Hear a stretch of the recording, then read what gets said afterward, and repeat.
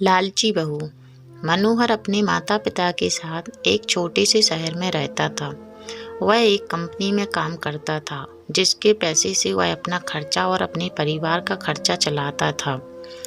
कुछ वर्ष बाद मनोहर की शादी हो जाती है। उसकी पत्नी का नाम रिया था। रिया एक बहुत ही लालची किस्म की औरत थी। रिया को जब भी पैसे मिलते थे तो वह तरह तरह के कपड़े और गहने खरीद लेती थी।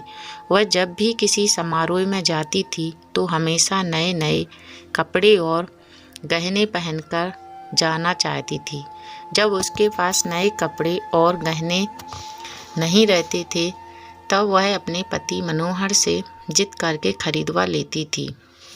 उसकी लालसा से उसका पति भी तंग आ गया था। मनोहर रिया को हमेशा समझाया करता था कि हमारी कमाई उतनी नहीं है कि मैं तुमको हर समारोह में जाने के लिए अलग अलग तरह के कपड़े और गहने खरीद कर लाया करूं। मगर रिया उनकी बातों को मानने के लिए तैयार ही नहीं होती थी। एक दिन जब रिया किसी समारोह में गई थी तब उसकी एक सहेली मनीषा उसके घर पर आई। मनीषा ने रिया की सास से उसके बारे में पूछा। रिया की सास ने मनीषा को सारी कहानी बताई। मनीषा ने जब रिया को सबक सिखाने के लिए एक योजना बनाई। वह रिया के घर से सारा राशन लेकर चली गई और राशन के डिब्बे में अपने गहने और नए कपड़े लाकर भर दिए।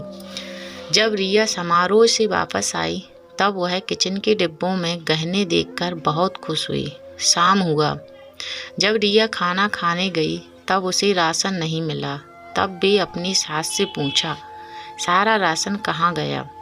उसकी सास ने जवाब दिया, मैंने सारा राशन और घर का सारा सामान बेचकर तुम्हारे लिए नए गहने और कपड़े खरीद लिए हैं। तुम बदल बदल कर हर दिन नया पहनो। रिया बोली, मगर खाने के बिना मैं गहनों और कपड़ों को क्या करूँगी? तभी उसकी सहेली मनीषा आई और उससे रिया को सब कुछ बताया कि यह तुमको सबक सिखाने के लिए किया गया था। अब रिया को समझ आ गया, जीवन जीने के लिए सबसे ज़्यादा ज़रूरी भोजन होता है, ना कि बदल बदल के गहने और कपड़े पहनना। रिया अब अपने पति की कमाई के अनुसार ही सारा काम करती थी और वह खुशी से रहने लगी। दोस्तों, वीडियो अच्छा लगा हो तो ज़्यादा से ज़्यादा शेयर करना और अभी तक चैनल को सब्सक्राइब नहीं किया है तो चैनल को प्लीज़ सब्सक्राइब कर